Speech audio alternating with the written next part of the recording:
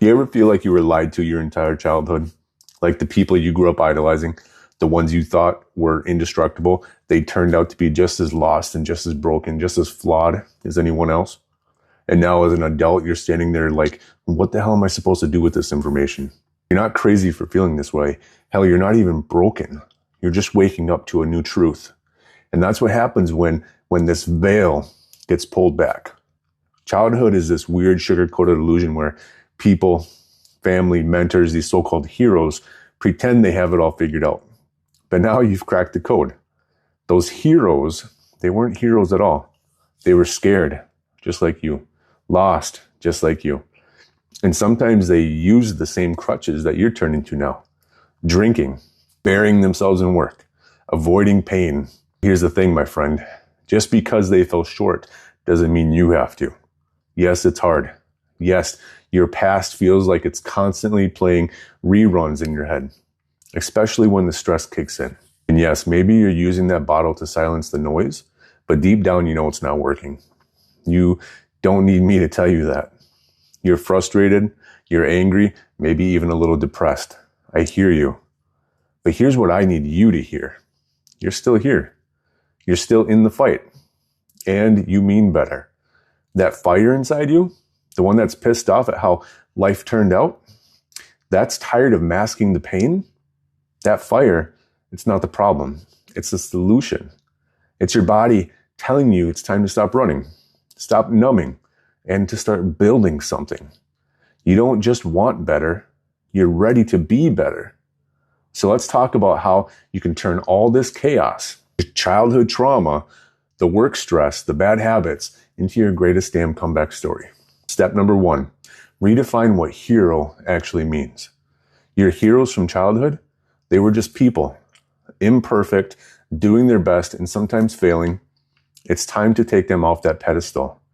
You don't need to hate them or blame them, but you do need to accept that the hero you're searching for is staring back at you in the mirror.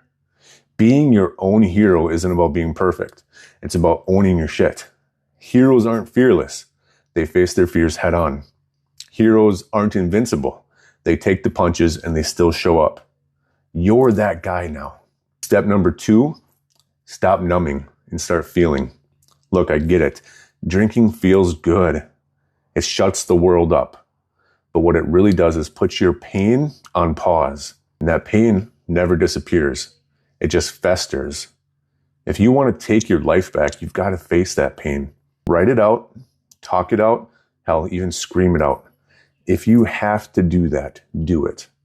But don't numb it anymore. Pain is part of the process. It's how you grow. Step number 3, channel the pressure. Look, your job probably isn't a walk in the park. All of the precision that it takes, all of the expectations, the little heat that you're dealing with, man, that's a lot of fucking weight to carry. But pressure can be a gift. It forges strength. It creates diamonds. Use that same pressure to just piece your life back together. Set small goals every day, whether it's cutting back on the booze, hitting the gym, or just doing some breathing through the stress instead of drowning in it. Step number 4, rewrite the narrative. Your childhood memories aren't here to haunt you. They're here to teach you. The good ones remind you what love and joy look like. And the bad ones, they remind you of what you refuse to become. You're not the kid looking up at flawed heroes anymore.